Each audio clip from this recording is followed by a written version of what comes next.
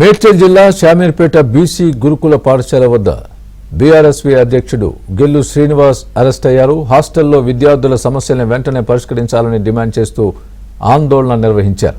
BC సంక్షేమ శాఖ మంత్రి పొన్నం ప్రభాకర్ పదవి నుంచి తప్పుకోవాలని డిమాండ్ చేశారు. ప్రభుత్వం చేస్తున్న ప్రకటనలకు క్షేత్రస్థాయిలో జరుగుతున్న తీరుకు సంబంధం లేదని గెల్లు శ్రీనివాస్ ఆరోపించారు.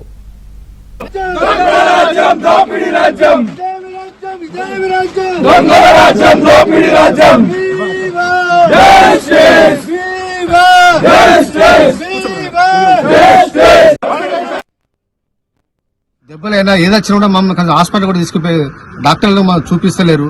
మా ఫుడ్ అన్నంలో రాళ్ళు వస్తున్నాయి, టిఫిన్ సరిగా పెట్టట్లేదు. 2 నెలలకోసారి 3 నెలలకోసారి మటన్ పెడుతున్నారు, ఒకటే రోజు మటన్ పెడుతున్నారు. విద్యార్థులతో పిండి విసిగిస్తున్నారు. మాకు సరైన ఆయిల్ ఇస్తలేరు, సబ్బులు ఇస్తలేరు, ముఖాలు అన్ని మొత్తం పలిగినాయి. మాకు హాస్పిటల్ తీసుకుపోతలేరు. కనీసం మా పేరెంట్స్ తో మాట్లాడేమంటే కూడా మాట్లాడిస్తలేరు. బాత్రూమ్ లో నీట్ గా లేవు. బాత్రూమ్ లో పక్కకుంటే క్లాస్ రూమ్స్ ఉంటాయి, ఆ బాత్రూమ్ వాటికి డోర్లు కూడా లేవు.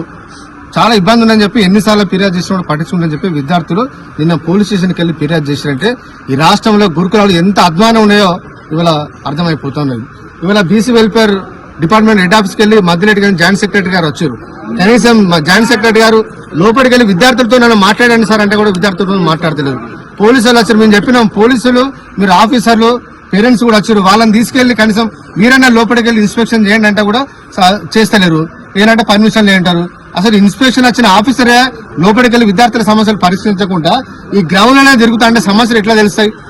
ఇంతవరకు ఎలాంటి యాక్షన్